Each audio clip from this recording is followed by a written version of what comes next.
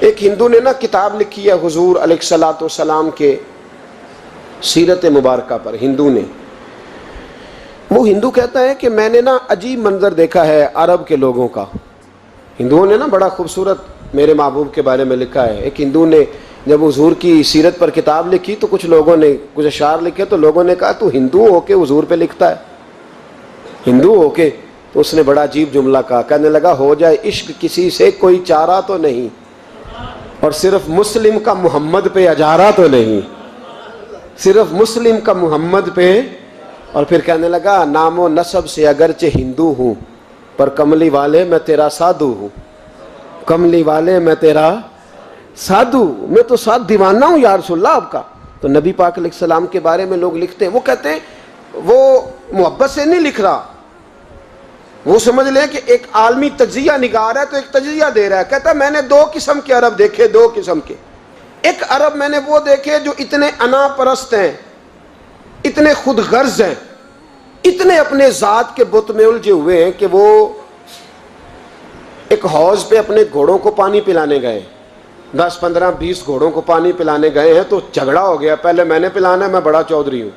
اس نے کہا نہیں میں تجھ سے بڑا ہوں، پہلے میں نے پلانا ہے۔ اس پہ جھگڑا ہوا، وہ غیر جانبدار تجزیہ نگار کہتا ہے اس پہ جھگڑا ہوا، لڑائی ہوئی، قتل ہوئے، اتنے قتل ہوئے کہ یہ قتل نسلوں تک چلے، نسلوں تک یہ قتل آگے بڑھے۔ وہ کہتا ہے ایک میں نے وہ عرب دیکھے، اور پھر کچھ عرصے کے بعد مکے اور مدینے میں اللہ نے اپنے نبی کو بھیجا، مصطفیٰ کریم علیہ السلام آئے۔ کہتا پھر انہی عربوں کا میں نے ایک اور رنگ بھی دیکھا، انہی عربوں کا میں نے ایک اور رنگ، وہ جو گھوڑے کو پانی پلانے پر لڑ رہے تھے، آج میں نے دیکھا کہ ایک جنگ کے موقع پر 3 صحابہ یا 7 صحابہ زخمی پڑے، زخموں سے چور ہیں۔ ایک آدمی پانی کا پیالہ لے کے آیا، ایک کو کہا پانی پی لو، زخمی ہو، شدید زخمی ہو، نزع کا عالم ہے، تھوڑی دیر میں ہو سکتا ہے شہادت نصیب ہو، پی لو۔ کل جو گھوڑے کو کہتا تھا پہلے میں نے پلانا ہے، میں نے پلانا ہے، آج وہی قوم میں نے عجیب رنگ دیکھا، کہا پانی پی لو۔ تو کہنے لگا یار میں تھوڑا زخمی ہوں، یہ جو میرے ساتھ لیٹا ہے یہ زیادہ زخمی ہے، پہلے اس کو پلا دے، میرے بھائی کا بھلا ہو جائے۔ کہتا پانی لے کے اس کے پاس پہنچے، اس کو کہا تو پی لے، تو وہ کہنے لگا نہیں میں زخمی ضرور ہوں پر جوان ہوں، یہ میرے ساتھ جو صحابی لیٹے ہیں یہ زخمی بھی ہیں بوڑھے بھی ہیں، ان کو پہلے پلا۔ میں بات کہتے ہیں میں تیسرے کے پاس گیا تو اس نے کہا نہیں یار چوتھے کو پلا، وہ زخمی بھی ہے بیمار بھی ہے، اسے زیادہ ضرورت ہے۔ کہتے چوتھے کے پاس گیا تو وہ تڑپ اٹھا، کہنے لگا 5ویں کو پلا، اس لیے کہ اسے زخم مجھ سے پہلے لگا ہے، اس کا جہاد بھی مجھ سے سخت ہے۔ کہتے اس کے پاس گیا تو کہنے لگا یار 6 کے پاس چلا جا، اس لیے کہ اس کا وقت مجھے زیادہ قریب لگ رہا ہے۔ کہتے ہیں میں 6 کے پاس گیا تو وہ بول اٹھا، کہنے لگا وہ 5 جس رسول کا کلمہ پڑھتے تھے میں بھی اسی محمد کا ماننے والا ہوں، تو مجھے نہ پلا 7ویں کو پلا۔ کہتے ہیں اس کے قریب گیا اور میں نے وہ منظر دیکھا کہ وہ کہنے لگا نہیں اگر وہ 6 قربانی دے سکتے ہیں تو میں نے بھی نبی پاک سے تربیت لی ہے، تو پہلے کے پاس جا۔ کہتے ہیں میں اس کے پاس جا کے کھڑا ہوا تو روح پرواز کر گئی، میں دوسرے کے پاس گیا تو کلمہ پڑھ کے شہادت کا جام پی گیا، میں تیسرے کے پاس گیا تو حوض کوثر تک وہ بھی پہنچ گیا۔ کہتے ہیں 7 کے 7 وصال کر گئے، پانی میرے ہاتھ میں تھا، اور میں اس صحرا میں کھڑے ہو کے سوچ رہا تھا یہ وہ لوگ ہیں جنہوں نے دل کا کلمہ بھی پڑھا ہے، روح کا کلمہ بھی پڑھا ہے، یہ ان کا صرف وجود نہیں جھکتا رب رسول کی بارگاہ میں، جب یہ جھکتے ہیں تو ان کے دل بھی جھکے ہوئے ہوتے ہیں، ان کی روحیں بھی جھکی ہوئی ہوتی ہیں۔ حالات بدل گئے میرے بھائی۔ ایک زمانہ وہ تھا جب حضرت عمر فاروق کی لونڈی نے کلمہ پڑھا، ہاں حضرت عمر لونڈی نے کلمہ پڑھا تو حضرت عمر نے اسے الٹا لٹکا لیا، درے مارتے۔ بی بی کہتی ہے عمر مجھے اتنا مارتے کہ مارتے مارتے تھک جاتے، پھر پانی منگاتے، پانی پی کے پھر مارتے۔ یہ وہی عمر ہے جو کہتے جو کلمہ پڑھے گا گردن کاٹ دوں گا، یہ وہی عمر ہے جو کوئی غریب مسکین قریب نہیں پھٹک سکتا تھا، لونڈی کو دروں سے مارتے، وہی عمر کلمہ پڑھ گئے۔ اور پہلے تو ایک قبیلے کے سردار تھے نا بھائی، پہلے ایک قبیلے کے سردار تھے تو الٹا لٹکا کے مار، چاہیے تھا نا جب امیر المومنین بنتے زیادہ سخت ہو جاتے، اور ان کے اندر سختی آتی اور امیر المومنین بن گئے. 24 لاکھ مربع میل پر حکومت, 24 لاکھ مربع میل کا حکمران, چہرے پہ نقاب پہنا.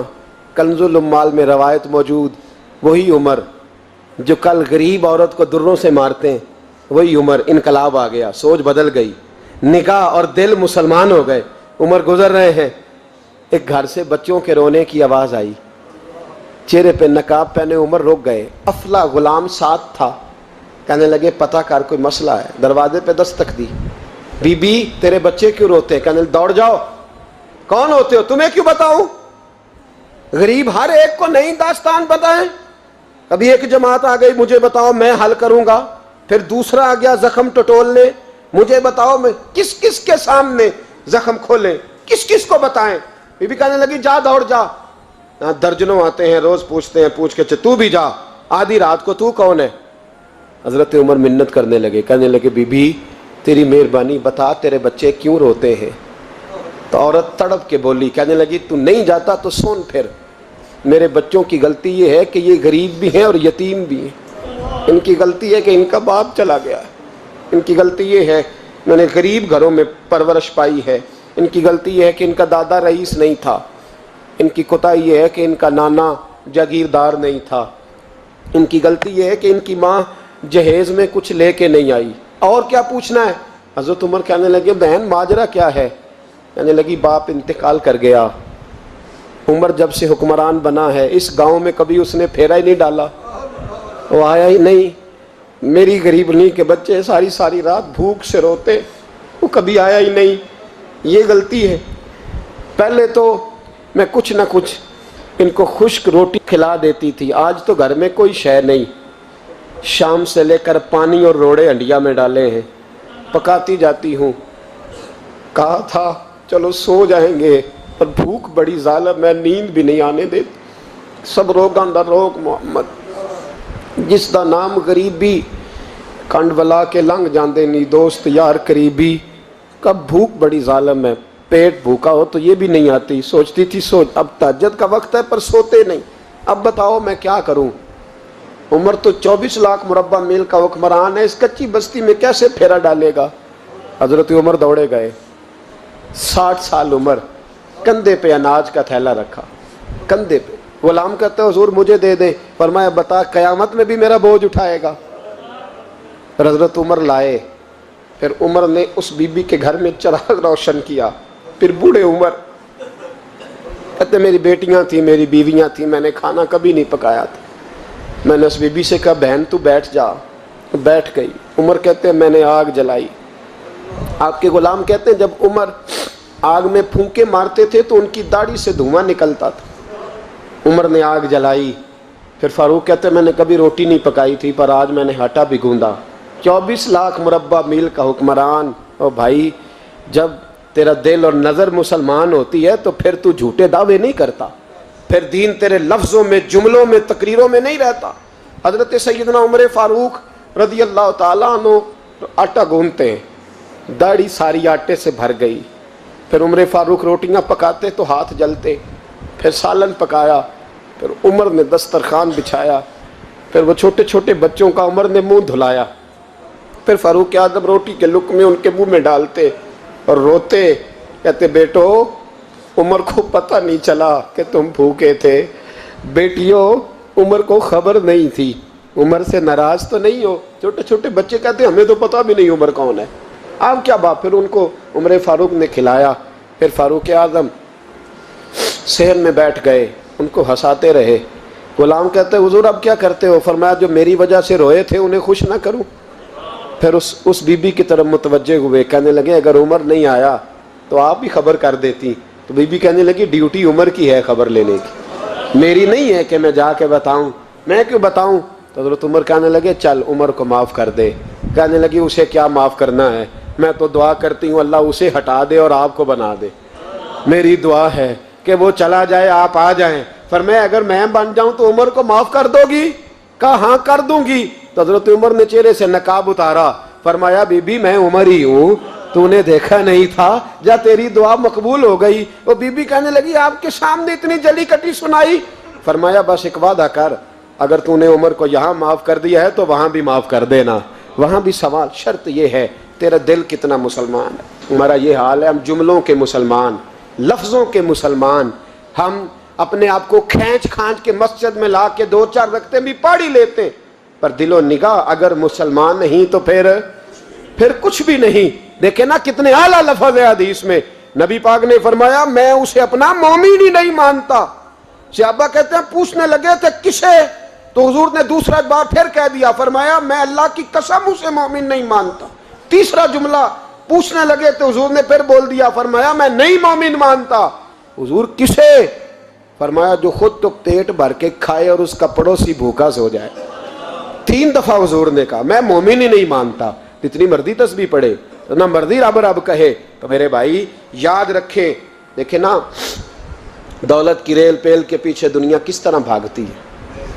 اتنے نا 10 دینار پہ لوگ گلا کاٹ دیتے تھے. عرب میں بھی گلا کاٹ دیتے تھے لوگ ذرا دولت کی خاطر. کچھ ایسے کرائے کے قاتل ملتے تھے عرب میں جو لوگوں کی بچیاں زندہ دفن کرتے تھے. دولت کی خاطر کیا کچھ کرتے تھے. پھر انقلاب آ گیا. حضرت عمر نے جناب سعید بن عامر کو گورنر بنایا صوبے کا. کچھ عرصے کے بعد اس صوبے کے وزیر خزانہ کو خط لکھا, فرمایا اپنے صوبے کے غریبوں کی لسٹ بنا کے بھیجو. گورنر صاحب کو نہیں پتا وزیر خزانہ. ہمارے ہاں بھی جو زکوٰۃ کے ذمہ داران ہوتے ہیں ان سے جب کہا جائے نا کہ لسٹ بنا کے دو, تو جس نے ووٹ دیا ہوتا ہے سب کی لسٹ بنا دیتے.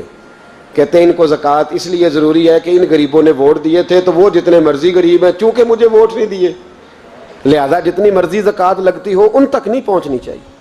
لوگ وہ گلی نہیں بناتے, اللہ جانتا وہ گلی نہیں بنتی. بھائی یہ گلی کیوں نہیں بنی, کہتے ہیں ووٹ نہیں دیے. لا حول ولا قوت. یہ سوچ, یہ نظریہ جس قوم کے اندر پنپ جائے وہ قوم کیا کرے گی. حضرت سعید بن عامر گورنر تھے. جناب عمر نے ڈائریکٹ خط لکھا صوبے کے وزیر خزانہ کو, اور گورنر صاحب کو نہیں پتا خط آیا ہے, ان کو پتا ہوتا بھی نہیں تھا. ڈائریکٹ حضرت عمر ڈیل کرتے تھے سب کابینہ کو. حضرت عمر نے خط لکھا, وزیر خزانہ سے کہا کہ غریبوں کی لسٹ بنا کے بھیجو,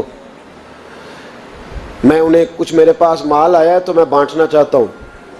تو وزیر خزانہ نے جب لسٹ بنائی تو 4تھے نمبر پہ گورنر کا نام بھی لکھا تھا.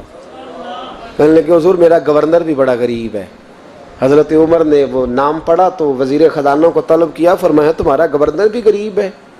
کہا حضور 4تھے دن کے بعد ایک روٹی کا ٹکڑا کھاتے کل دیکھا ہے, اور حضور ان کے وجود پر جو کپڑے ہیں اب جگہ نہیں بچی پیبند لگنے کی. گورنر صاحب کا جناب کوئی شے نہیں گورنر کے پاس. حضرت عمر فاروق نے نا 1000 دینار دیا اور خط لکھا کہ یار تو نے مجھے بتایا ہی نہیں. کسی نے بتایا کہ کپڑا لینے کے پیسے نہیں تو میں پیسے بھیج رہا ہوں, اپنی ضرورت پہ استعمال کر. وہ غلام پیسے لے کے آیا, دروازے پہ دستک ہوئی تو حضرت سعید بن عامر کی زوجہ کہنے لگی کون ہے؟ کہا مجھے امیر المومنین عمر نے بھیجا ہے, گورنر صاحب سے ملنا ہے. زوجہ کہنے لگی امیر المومنین کا پیغام آیا ہے. جناب سعید بن عامر دوڑے, دروازہ کھولا, بسم اللہ, خیریت تھی؟ تو خط دیا. حضرت عمر نے خط لکھا ہے کہ آپ کے پاس تو کپڑوں کے پیسے نہیں تھے, بتایا ہی نہیں. پھر 1000 دینار دیا. تو حضرت سعید بن عامر کہنے لگے انا للہ و انا الیہ راجعون. زوجہ کہنے لگی خیر تو ہے, امیر المومنین خیریت سے تو ہے, انا للہ پڑھ رہے ہو؟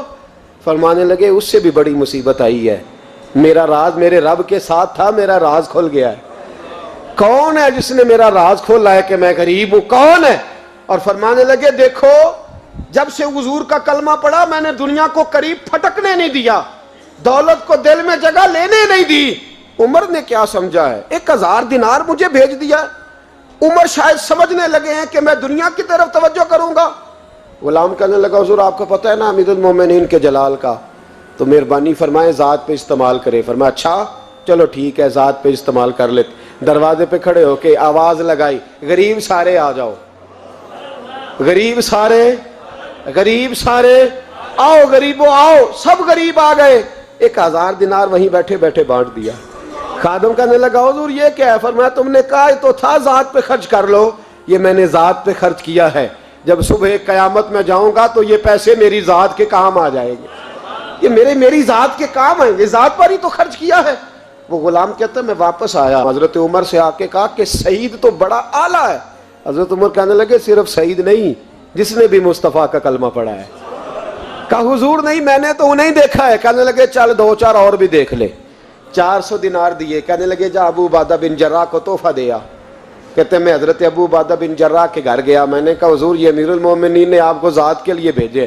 فرمانے لگے اللہ عمر پہ رحم کھائے, اسے مجھ سے زیادہ ضرورت مند کوئی نہیں ملا تھا, مجھے ہی بھیج دیے. چلو بھیج دیے تو کوئی بات نہیں, سخت آدمی ہے, انکار کروں گا تو ناراض نہ ہو جائے. کہتے ہیں اسی وقت اپنی کنیز کو بلایا. کہنے لگے جا 6 اسے دے آ, 5 اسے دے آ, 10 اسے دے آ. کہتے ہیں بیٹھے بیٹھے ہی 400 بانٹ دیا. میں واپس آیا تو حضرت سیدنا عمر نے 400 اور دیا. فرمایا جا معاذ بن جبل کو دے آ. کہتے ہیں میں حضرت معاذ بن جبل کے پاس گیا. میں نے کہا امیر المومنین نے آپ کے لیے بھیجے ہیں. فرمانے لگے بڑا اچھا ہوتا اگر عمر میرے ایمان کا گواہ بن جاتا, بڑا اچھا ہوتا اگر مسجد میں بیٹھ کے میرے لیے دعا کر دیتا. یہ اس نے کیا کیا, پیسے بھیج دیے. ہمارے رسول نے تو یہ چیزیں ہمارے قریب آنے نہیں دی. فرمایا اچھا آئے ہیں تو لاؤ. دروازے پہ بیٹھے بانٹنے لگے. سارے بٹ گئے تو بیوی نے اندر سے آواز دی. کہنے لگی حضور 2 دینار اگر دے دیں تو میں آپ کے لیے اور اپنے لیے ایک ایک کرتا لے آؤں. 2 دینار. تو فرمانے لگے او بھلی مانس تو نے دیر کر دی, اب تو سارے بانٹ دیے, ذرا پہلے بتاتی تو دے دیتا. تو وہ غلام کہتے ہیں میں باہر کھڑا سن رہا تھا. بی بی کہنے لگی آپ کی مہربانی مجھے بہلائے نا, میں پہلے بھی کہتی تو آپ نے پھر بھی نہیں دینے تھے. مجھے پتا ہے مجھے بہلائے نا, آپ میں پہلے بھی کہتی تو آپ مجھے اور رنگ میں بہلا دیتے.